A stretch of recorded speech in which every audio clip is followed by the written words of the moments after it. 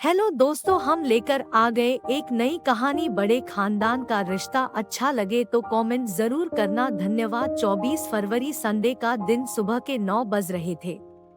इंदौर शहर के जागृति नगर की गली नंबर 14 में एक घर के बाहर स्लेटी रंग का स्कूटर खड़ा था, जो अक्सर इस समय यहाँ दिखाई नहीं देता था क्योंकि आज संडे था। वरना आम दिनों में तो केवेंद्र जी इस पर बैठकर ऑफिस के लिए निकल जाया करते थे, लेकिन वर्मा जी ठहरे सरकारी मुलाजिम तो आज दफ्तर की छुट्टी होने की वजह से घर के आंगन में चेयर लगाकर अपनी आंखों पर चश्मा चढ़ाए बड़े आराम से अखबार पढ़ रहे थे।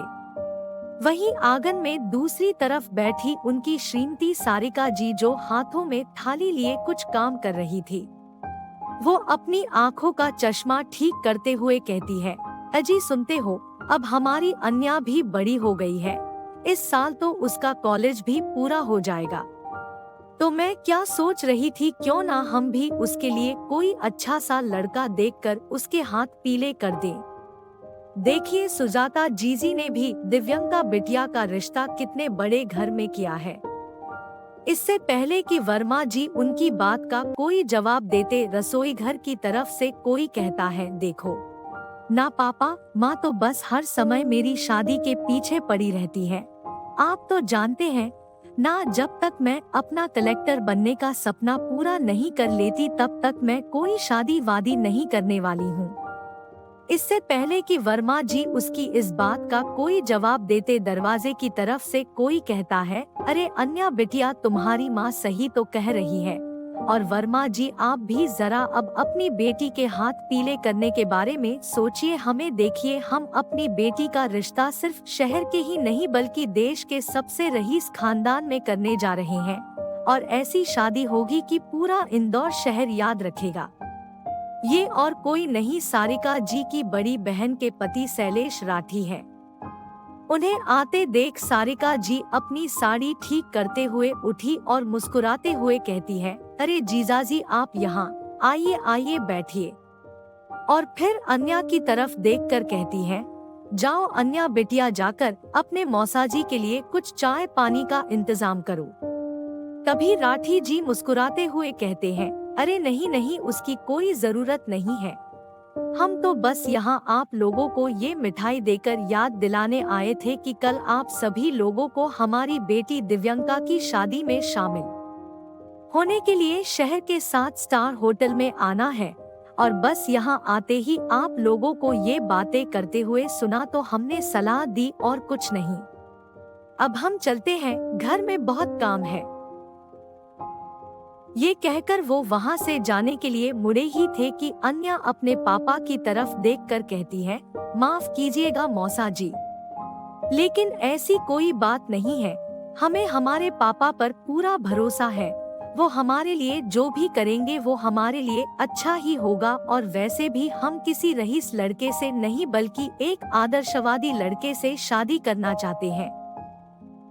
ये सुनकर राठी जी ने मुस्कुराते हुए कहते हैं, जैसी तुम्हारी मर्जी, हम तो बस सलाह दे रहे थे। ठीक है, अब हम चलते हैं। ये कहते हुए राठी जी वहाँ से जाने के लिए दरवाजे की तरफ मुड़ गए, और उनके जाने के बाद अन्या ने अपने पापा की तरफ देखकर कहती है, पापा आप चिंता मत कीजिए, देखिएगा हमारे लिए कोई रईस नहीं बल्कि समझदार लड़का मिलेगा। ये कहकर वो अपने कमरे की तरफ चली गई। अगले दिन इंदौर शहर के 7 स्टार इंदौर मैरियट होटल में जोरों शोरों से शादी की तैयारियां हो रही थी। चारों तरफ खूबसूरत और महकते हुए फूलों से सजावट के साथ साथ पूरा होटल रंग बिरंगी रोशनी से जगमग था। शादी के इस भव्य आयोजन के साथ साथ मेहमानों के ठहरने का भी बहुत अच्छा इंतजाम किया गया था। होटल के बाहर लंबी और लग्जरी गाड़ियों की लंबी कतार लगी हुई थी। हो भी क्यों ना भाई, मुंबई शहर के आरआर ग्रुप के मालिक दिग्विजय रॉय चौहान के बड़े पोते रुद्र रॉय चौहान की शादी जो थी, वही चौहान परिवार जिनके साथ रिश्ता जोड़ने के लिए भारत के रईस से रईस और राजसी खानदान उतावले बैठे थे, आज उनका रिश्ता इंदौर परिवार के छोटे से बिजनेसमैन शैलेश राठी के परिवार से जुड़ने जा रहा था। राठी परिवार की तो मानो किस्मत ही खुलने वाली थी। एक तरफ जहां चौहान परिवार बारात के निकलने की तैयारियों में जुटा हुआ था, वहीं होटल के दूसरे हिस्से में जहां राठी परिवार के ठहरने का इंतजाम किया गया था, वहां बारात के स्वागत की तैयारियां चल रही थी। अन्या भी इधर उधर भागते हुए शादी के कामों में पूरी तरह से जुटी हुई थी। सिंपल से हल्के गुलाबी रंग के लहंगे के साथ लाइट मेकअप में भी वो बहुत खूबसूरत लग रही थी। वहीं दूसरी तरफ दिग्विजय जी, जिन्होंने सफेद रंग की शेरवानी जिस पर सोने के बटन लगे थे और हाथ में छड़ी लिए जिसके हैंडल पर हीरे जड़े थे, सोफे पर बैठे सारा इंतजाम देख रहे थे। उनकी बड़ी बड़ी मुच्छें उनके रोबीले ठाकुर होने का बयां कर रही थी। उन्हें देखकर ऐसा लग रहा था मानो कोई राजा खड़ा हो। तभी उन्होंने एक तरफ झुंड में हंसी ठिठोली करते 21 से 22 साल के लड़के की ओर देखकर कहा, रेहान बेटा। रेहान रुद्र का छोटा भाई और घर में सबका लाडला। वो अपने दादाजी की बात सुनते ही एकदम से उनकी तरफ आते हुए बोला, जी दादाजी। दादाजी उसकी तरफ देखकर कहते हैं, जाओ जरा जाकर देखो तुम्हारे भाई रुद्र तैयार हुए या नहीं, बारात के निकलने का समय होने ही वाला है। ये सुनते ही रेहान मुस्कुराकर कहता है, जी दादाजी मैं अभी देख कर आया। ये कहते ही वो मुड़कर धीरे से बड़बड़ाते हुए कहता है, ये दादाजी ने भी क्या काम कह दिया मुझे, ये तो शेर के मुंह में हाथ डालने जैसा काम है। आज भी भाई तैयार हुए हैं या नहीं पता नहीं, कहीं लैपटॉप लेकर तो नहीं बैठे हैं।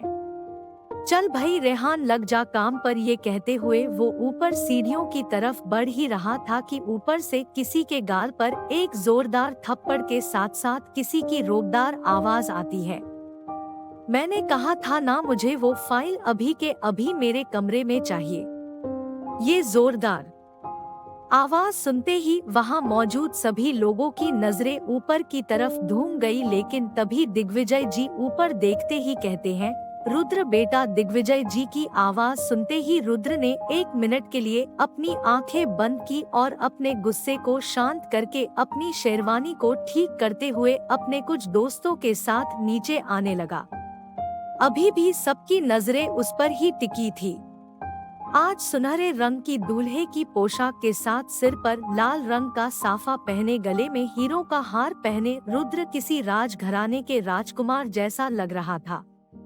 इसलिए दादाजी भी उसे नीचे उतरते हुए अपनी नम आंखों से उसे देखकर मुस्कुराने लगे। आज उनकी जिंदगी का सबसे बड़ा सपना पूरा होने जा रहा था। उसे नीचे आते देख रेहान ने लंबी सी सांस लेते हुए खुद से कहता है, चलो आज तो बच गया मैं।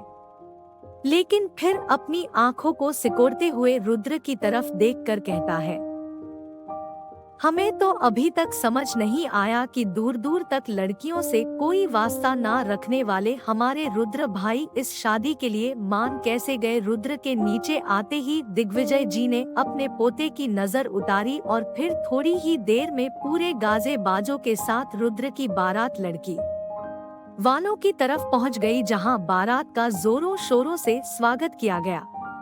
बारात के आने पर बाराती चौखट पर नाचने में लगे हुए थे कि तभी अन्या घर आई हुई एक हाथ से अपना लहंगा पकड़े हुए सीढ़ियों से भागते हुए आई और सुजाता जी के पास आकर कान में धीरे से कुछ कहा, जिसे सुनकर सुजाता जी अपनी आंखों को बढ़ाकर हैरानी से कहती है, ये तुम क्या कह रही हो? तुम्हारा दिमाग तो खराब नहीं हो गया है? अन्या ने हाँफते हुए कहती है, मौसी जी हम ठीक कह रहे हैं, चलिए आप खुद चलकर देख लीजिए।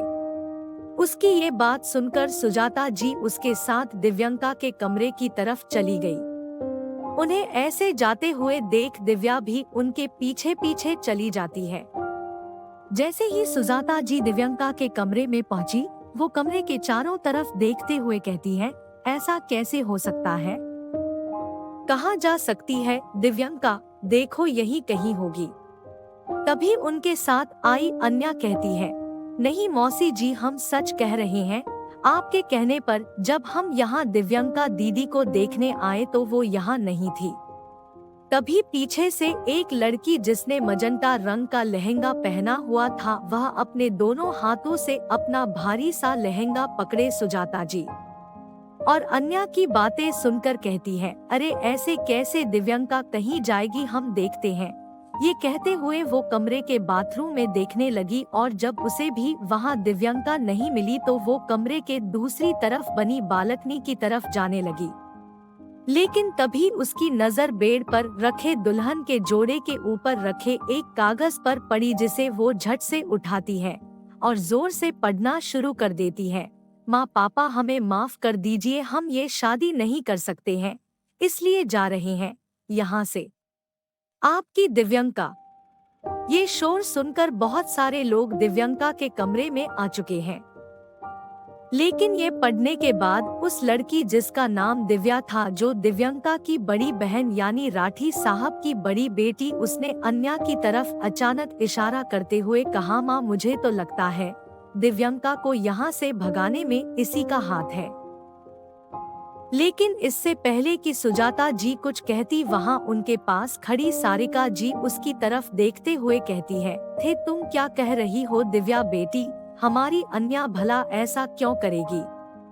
दिव्या को ऐसे घूरते हुए देख अन्या दौड़कर अपनी माँ का हाथ पकड़कर खड़ी हो जाती है। इससे पहले कि दिव्या या कोई और कुछ कहता, कोई अपनी रौबदार आवाज में कहता है, बिल्कुल सही कह रही है दिव्या, हम जानते थे आप लोगों से हमारे परिवार की खुशी देखी नहीं गई और मुझे तो लगता है इसके साथ इस साजिश में आपका और वर्मा जी का भी हाथ है। लेकिन मैं आप लोगों को बता देता हूँ, छोड़ूंगा नहीं, किसी को बता दीजिए मुझे मेरी बेटी कहाँ है वरना। तभी सुजाता जी अपना सर पकड़कर सोफे पर बैठते हुए कहती है, अब क्या जवाब देंगे हम लड़के वालों को। सोचिए जी, कहीं बारात वापस लौट गई तो। तभी दरवाजे की तरफ से एक बार फिर कोई अपनी रोबदार आवाज में कहता है, बारात तो खाली हाथ अब वापस नहीं जाएगी। क्या वजह थी कि इतने बड़े खानदान का पोता रुद्र रॉय, जिसे दुनिया की कोई भी लड़की मिल सकती थी, वो एक मामूली खानदान की लड़की से शादी करने के लिए राजी हो गया। आखिर चौहान साहब ने किसे चुना अपने पोते के लिए। क्या आज बदल जाएगी अन्या की जिंदगी। जानने के लिए पढ़ते रहिए मेरी कहानी का अगला एपिसोड। हेलो दोस्तों, अगर आप नए हो तो हमारे चैनल को सब्सक्राइब जरूर कर ले और बेल आइकन को जरूर दबा दे ताकि नए वीडियो आप तक पहुंच सके। धन्यवाद।